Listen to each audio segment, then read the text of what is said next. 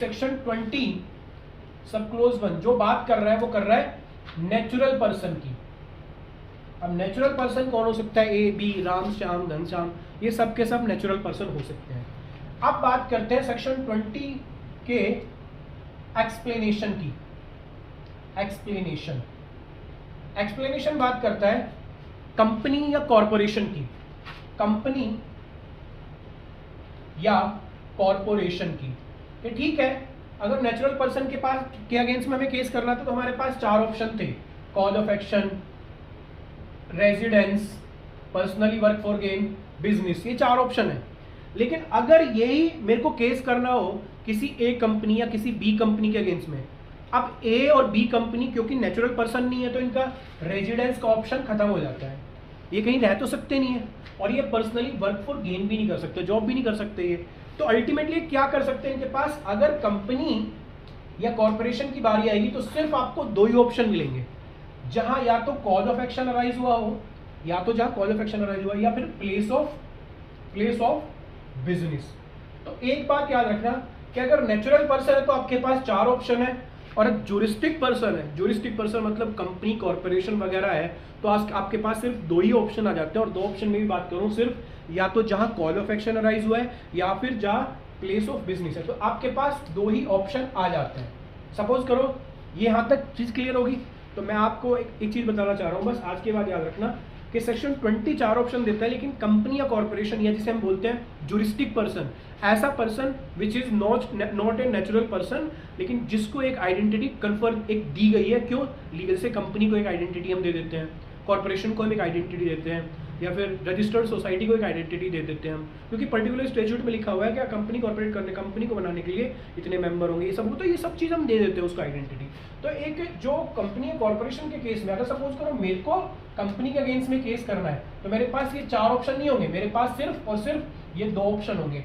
तो सपोज करो मैं एक कंपनी है ए कंपनी, उसके या एक कंपनी है जेड कंपनी, उसके अगेंस्ट में मैं केस करता हूँ, एक जेड कंपनी के अगेंस्ट में केस करता हूँ, तो या तो जहां मेरा और जेड कंपनी का कॉन्ट्रैक्ट हुआ है, जहां कॉज ऑफ एक्शन अराइज हुआ वहां कर सकता हूं, या फिर जहां इसका प्लेस ऑफ बिजनेस है। प्लेस ऑफ बिजनेस मतलब जहां इसका ऑफिस है, जहां इसका ऑफिस है। अब सपोज करो मैं इसी में आपको एग्जांपल बता के कुछ चीजें क्लियर करना चाह रहा हूं बस। तो ये चीज याद रखना कि कंपनी या कॉर्पोरेशन के केस में आपके पास सिर्फ दो ही ऑप्शन हो सकते हैं, सिर्फ दो ही ऑप्शन हो सकते हैं, पहला कॉज ऑफ एक्शन का, दूसरा प्लेस ऑफ बिजनेस का। दो ऑप्शन आपके पास हो गए, तो कॉज ऑफ एक्शन और प्लेस ऑफ बिजनेस। किसकी बात मैं कर रहा हूं दो ऑप्शन में? ये कंपनी, कॉर्पोरेशन, या फिर इसको हम बोल देंगे ज्यूरिस्टिक पर्सन। ये नेचुरल पर्सन की बात नहीं कर रहा हूं मैं, इसके पास सिर्फ दो ही ऑप्शन हो जाएंगे, ये बहुत ही इंपॉर्टेंट चीज है। आप सपोज करो एक कंपनी है जेड कंपनी, इसका ऑफिस है मुंबई में, और जेड कंपनी का एक ए के साथ कॉन्ट्रैक्ट हुआ है शिमला में। अब इस ए को इस जेड कंपनी के अगेंस्ट में केस करना है, तो जो मैंने आपको बताया था आपके पास दो ऑप्शन है, चाहे तो आप शिमला में कर सकते हो, चाहे आप मुंबई में कर सकते हो। क्लियर है, कोई इशू ही नहीं है, यहां तक तो कोई इशू नहीं है।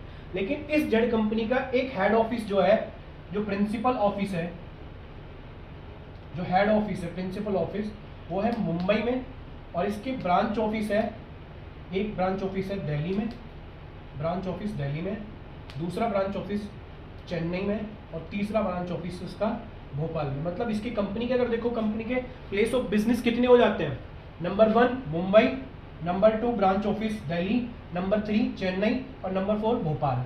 क्वेश्चन ये आता है कि जो कॉज ऑफ एक्शन अराइज हुआ है, कॉज ऑफ एक्शन वो शिमला में अराइज हुआ है, और कंपनी के पास एक प्रिंसिपल ऑफिस है जो कि मुंबई में है, और एक ब्रांच ऑफिस है। तो क्योंकि ना तो कॉज ऑफ एक्शन अराइज हुआ है मुंबई में, ना दिल्ली में अराइज हुआ है, ना चेन्नई में, ना भोपाल में, तो अल्टीमेटली इस ए को अभी भी दो ही ऑप्शन मिलेंगे, ये मुंबई में कर सकता है या फिर शिमला में कर सकता है।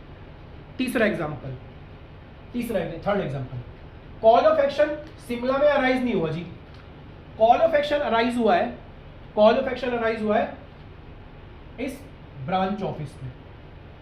तो अभी ये कहां केस कर सकते हैं? क्या है प्रिंसिपल ऑफिस में केस कर सकता है? नहीं, ये इस ब्रांच ऑफिस में केस कर सकता है। इतनी सिंपल सी बात थी। जो हमको इस केस में समझनी थी, ठीक है। तो अल्टीमेटली क्या होता है कि अगर company cause of action arise हुआ है बिल्कुल अलग जाके शिमला में, तो इस कंडीशन में इसके पास सिर्फ दो ही ऑप्शन रहेंगे जब बहुत सारे ऑफिस है, चाहे या तो शिमला में कर ले केस या मुंबई में कर ले। लेकिन कॉज ऑफ एक्शन कहाँ अराइज हुआ है, अल्टीमेटली कॉज ऑफ एक्शन किसी भी ब्रांच पे अराइज नहीं हुआ है तो वो हेड ऑफिस में जाना पड़ेगा।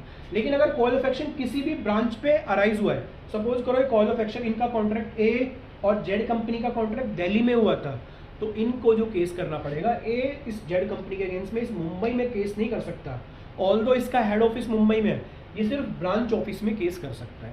ये सारा का सारा मटेरियल है। दो चीज़ें याद रखना,